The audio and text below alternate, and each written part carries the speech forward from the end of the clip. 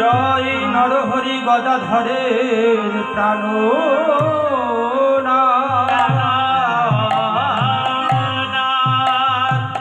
সকল জীব প্রতি কর প্রভু শুভ দৃষ্টি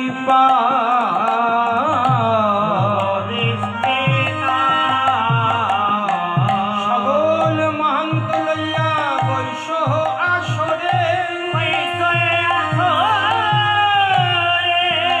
ও পদ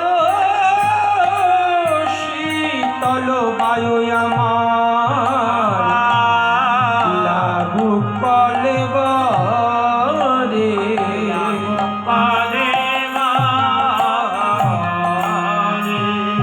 বৃন্দাবন মধুর মধুর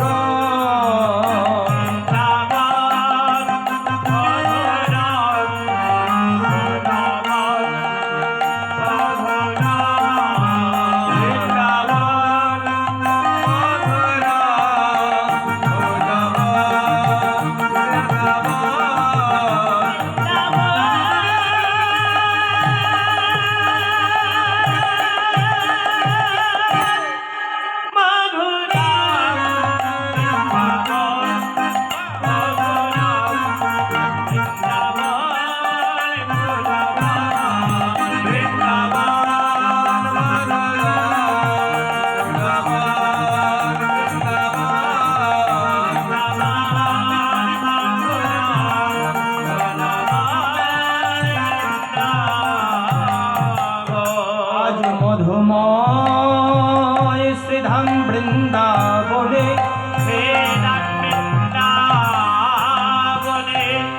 শ্রীমতী রাধা রানী আমার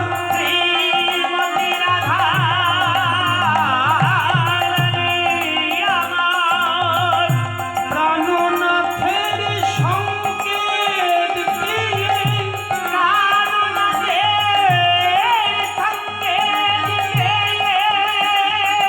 কেশর কুঞ্জে কুঞ্জ সাজিয়ে প্রাণনাথের গলায় মালা পরাবে বলে বিনা সুতার মালা গেথে রাধারানী বসে আছে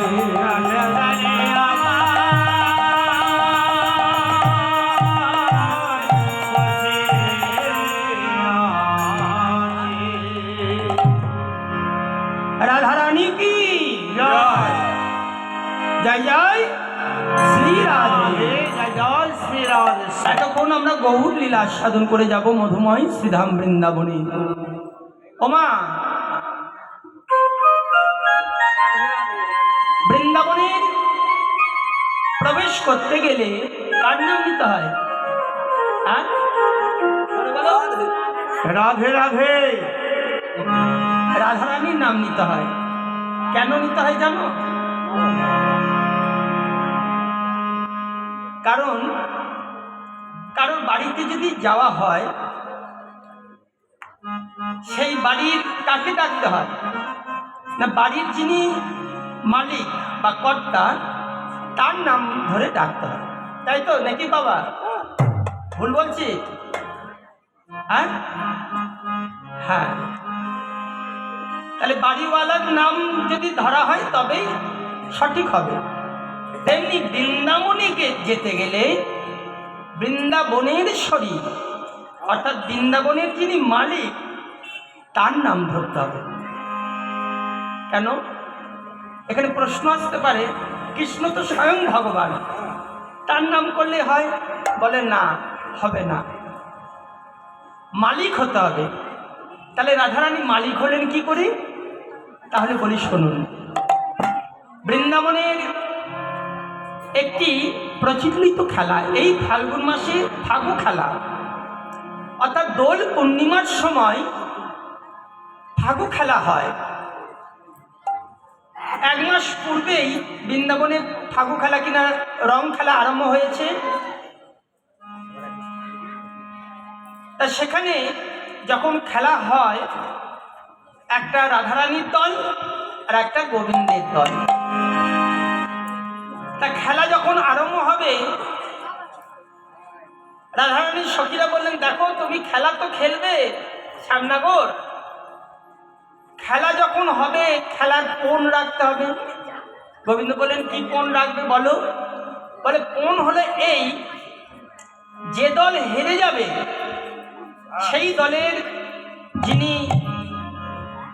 দল ম্যানেজার নাকি কি বলে তাকে, দলের কর্তা, তাকে দলপতি, যে দল জিতবে তারা সেই দলপতিকে বাঁধবে, বেঁধে রাখবে।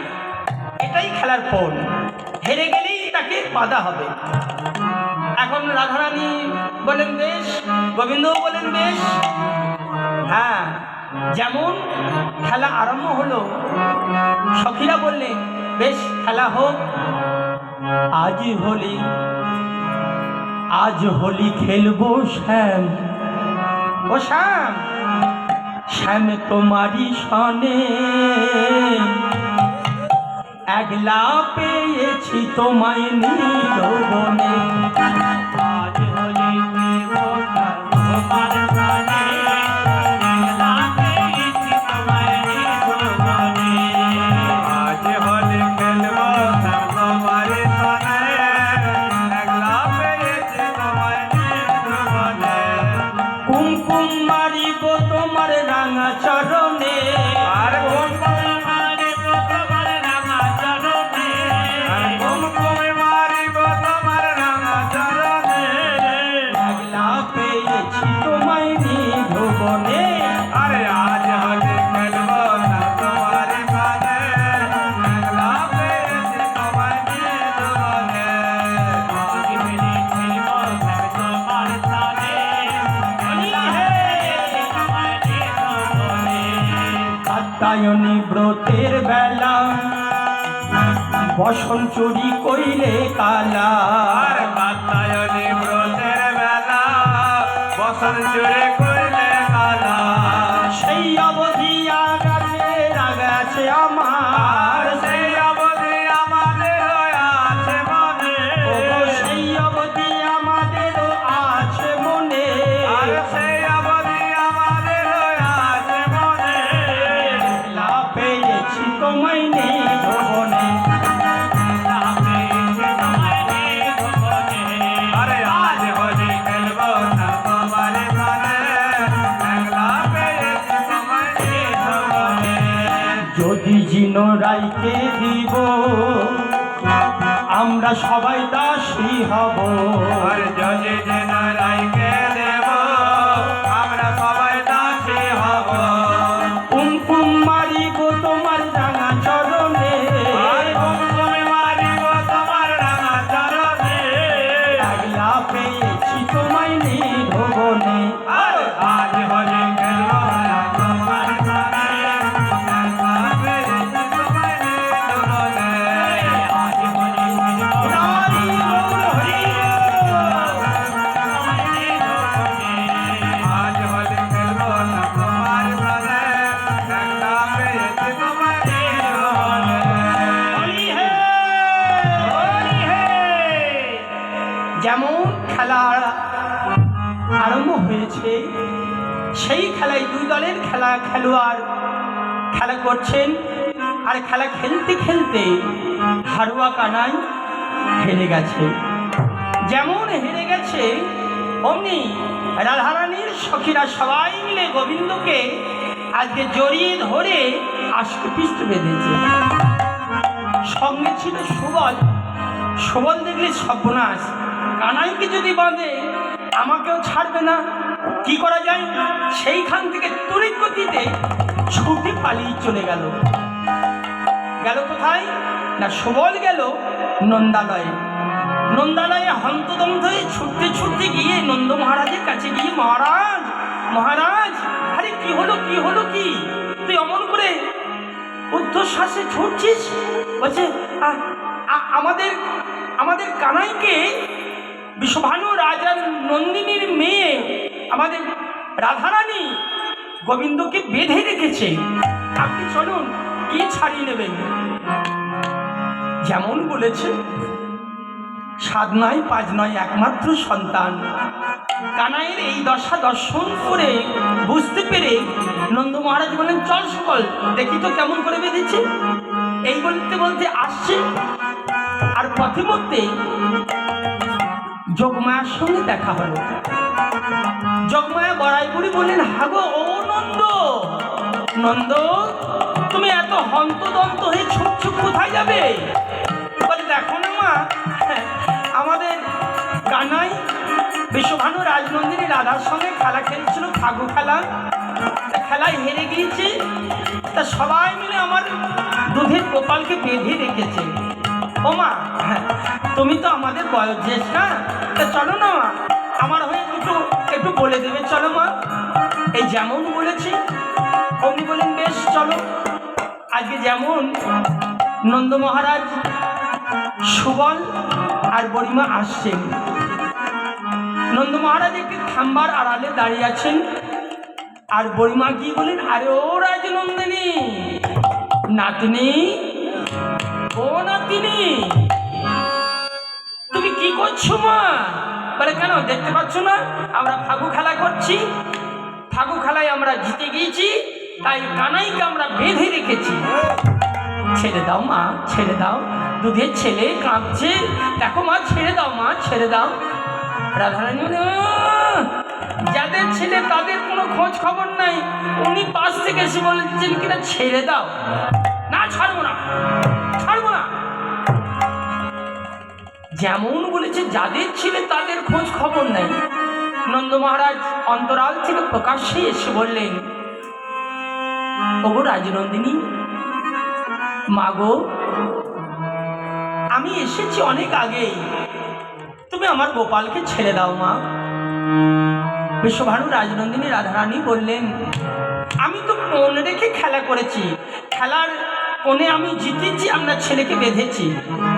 আমি যদি কিছু পাই তবেই আমরা ছেলেকে ছেড়ে দেবো। এই যেমন বলেছে কিছু পাই, অমনি নন্দ মহারাজ একুল ওকুল কোনো কিছু না ভেবে মুখ দিয়ে বলে দিলেন, ওগো রাজনন্দিনী রাধারানী, আমার সন্তান গোপালের মুক্তির জন্যে আমি সমগ্র বৃন্দাবন তোমার নামে লিখে দিলাম। আমি বৃন্দাবন তোমায় দিলাম, আজ হতে তুমি বৃন্দাবনের মালিক। মাঝে ছিলেন মা যোগমায়া। দেখলেন কথাটা তো আলগারা গুটে, মুখের কথা কোনো প্রমাণ থাকবে না, তাই কি করলেন? বললেন, নন্দ, তুমি যে কথাটা মুখে বললে সেটা একটু কাগজ কলমে দলিল করে দাও। তাই নন্দ মহারাজ সেই দিন দলিল করে দিয়েছিলেন, ফাগু খেলায় কোণ রেখে সেই খেলার কোণে যখন হেরে যায়, আমার গোপালের মুক্তির জন্যে সারা বৃন্দাবন বিশ্বভানু রাজনন্দিনী রাধারানীর নামে আমি লিখে দিলাম। আজ হতে বৃন্দাবনের মালিক রাধারানী।